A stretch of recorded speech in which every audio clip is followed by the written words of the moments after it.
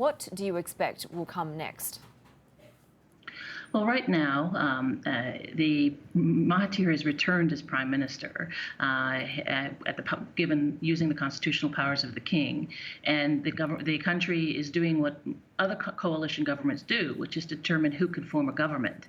And so there are different allies on different sides negotiating with Mahathir. Mahathir has emerged more powerful because he has the deciding power and two important parties with him to just choose how it's going to move forward. So it's about which groups are going to come together and which positions are going to be won within that, and what does that mean for the direction moving forward in terms of the power consolidation in terms of Malaysia's government.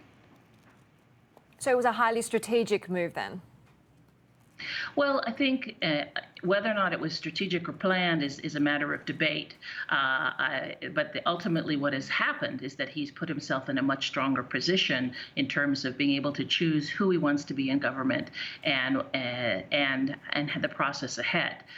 But it has come at high cost because it has destabilized Malaysia's economy and sent out the signal of political instability.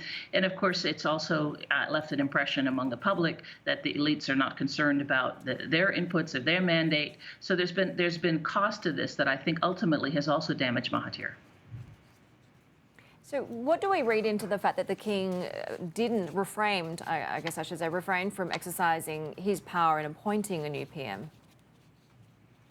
Oh, he did choose to appoint Mahathir, and it's for, I suppose, an interim capacity. But the Constitution means effectively he has become PM. Whether or not the question now ahead, one of those issues is whether or not Mahathir will choose to stay as PM or whether or not he will actually appoint someone else. And that right now the issues are about who are the allies and who are in positions in the cabinet. And I think there's, given that there are multiple parties, a serious interest, these are rather intensive negotiations. The other issue is those who may not be seen as being able to get positions, what tactics they will adopt. So UMNO and PAS, who were part of the ploy to try to bring down the lead to Pakatan Harapan's collapse with their elite machinations, are going again lobbying for positions.